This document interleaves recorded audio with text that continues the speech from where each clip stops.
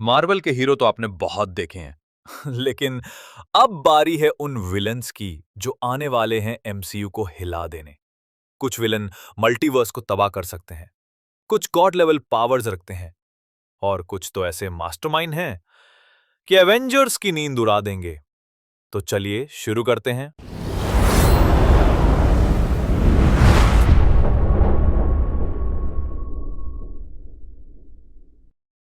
The hood. असली नाम Parker Robins है। एक छोटा चोर जिसे एक डीमन की क्लोक मिलती है जो उसे मैजिक पावर्स देती है। अब एमसीयू में आयरन हार्ट सीरीज के जरिए ये कैरेक्टर डेब्यू करने वाला है। द हुड सिर्फ स्ट्रीट लेवल क्राइम तक सीमित नहीं है, उसके अंदर ऐसी डार्क मैजिक की ताकत है जो फ्यूचर में मेफिस्टो और डॉक्टर स्ट्रेंज जैसे कैरेक्टर से भी टकरा सकती है। इसकी कहानी एमसीयू में मैजिक और टेक के टकराव की नींव रख सकती है।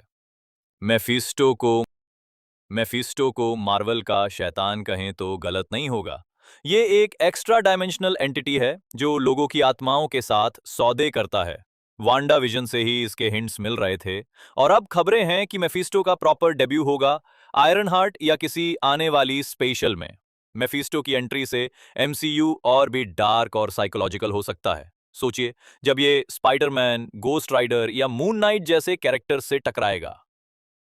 विक्टर वॉन डूम मार्वल का सबसे आइकॉनिक और इंटेलिजेंट विलन। सिर्फ एक साइंटिस्ट नहीं, वो एक सॉर्सरर भी है और लातवेरिया का राजा भी। डॉक्टर डूम की एंट्री फैंटास्टिक फोर से शुरू हो सकती है, लेकिन सीक्रेट वॉर्स में उसका अल्टीमेट रूप सामने आएगा।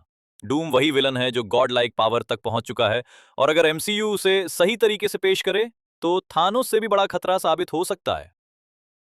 सेंट्री एक ऐसा हीरो है जिसके अंदर एक ईविल फोर्स बसी है जिसे कहते हैं द वॉइड। एमसीयू में थंडरबोल्ट्स फिल्म में सेंट्री के आने की अफवाहें हैं और ये अफवाहें बहुत स्ट्रांग है। सेंट्री की ताकत सुपरमैन जैसी है, लेकिन वॉइड उसके अंदर का शैडो है, एक ऐसी एंटिटी जो पूरी रियलिटी को निगल सकती है। अगर एमसीयू ने उसे विलन की तरह पेश किया तो थंडरबोल्ट्स को रोकना नामुमकिन हो जाएगा। कसांड्रा नोआ प्रोफेसर एक्स की साइकिक ट्विन जो बचपन से ही उसे नष्ट करने की कोशिश में लगी है। ये एक्समैन की सबसे खतरनाक दुश्मनों में से एक है। डेडपूल एंड वुल्वरीन में इसके आने की चर्चा है और इसकी म्यूटेंट पावर्स इतनी ज्यादा हैं कि ये अकेले ही पूरी एक्समैन टीम को खत्म कर सकती है। टेलीपैथी, टेलीकाइनेसिस और इवन सेल्फ हीलिंग, इसके पास सब कुछ है और दिमाग में सिर्फ एक ही बात, तबाही।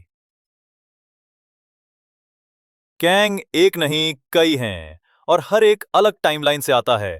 हमने क्वांटम मेनिया में एक कैंग देखा, लेकिन ये तो बस शुरुआत थी। कैंग डायनेस्टी और सीक्रेट वॉर्स में हमें उसके कई वेरिएंट्स देखने को मिलेंगे। इमोर्टस, रामाटट, आयन लैड और शायद एक फीमेल कैंग भी। इन सभी की पावर्स और एजेंडास अलग हैं, लेकिन मकसद एक, टाइमलाइन पर राज करना। गैलेक्टस एक कॉस्मिक एंटिटी है जिसे डिवाउरर ऑफ वर्ल्ड्स कहा जाता है। इसे भूख लगती है और वो भूख ग्रहों की होती है। फैंटास्टिक फोर फिल्म में इसके आने की संभावना है और अगर ऐसा हुआ तो एमसीयू में स्टेक्स कॉस्मिक लेवल पर पहुंच जाएंगे। गैलेक्टस अकेला नहीं आता, उसका हेरल्ड होता है, जैसे सिल्वर सर्फर जो पहले हमला करता है। एमसीयू को इससे लड़ने के लिए शायद सिलेस्टियल्स की मदद भी लेनी पड़े। Knull god of the symbiotes, Venom, Carnage, ये सब नल की क्रिएशंस हैं। वो डार्क वॉइड से आया है और उसकी ताकत इतनी है कि उसने सेलेस्टियल्स तक को मारा है। वेनम 3 या सीक्रेट वॉर्स में इसके हिंट्स आ सकते हैं और अगर ऐसा हुआ तो एमसीयू में कॉस्मिक हॉरर की शुरुआत होगी। बियॉन्डर वो कॉस्मिक बीइंग है जो रियलिटी को अपनी मर्जी से बदल सकता है। सीक्रेट वॉर्स का ओरिजिनल विलन बियॉन्डर ही था, जिसने हीरोज और विलन्स को एक प्लेनेट पर लाकर लड़वाया था। अगर एमसीयू से लाता है तो मल्टीवर्स का फ्यूचर उसी के हाथ में होगा।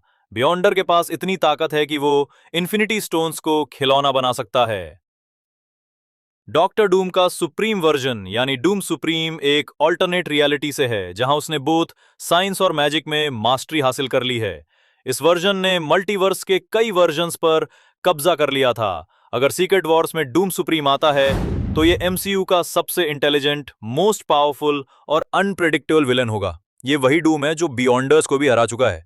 तो कौन सा विलन आपको सबसे ज्यादा खतरनाक लगा? क्या आप डूम सुप्रीम से डरते हैं या मेफिस्टो का इंतजार कर रहे हैं?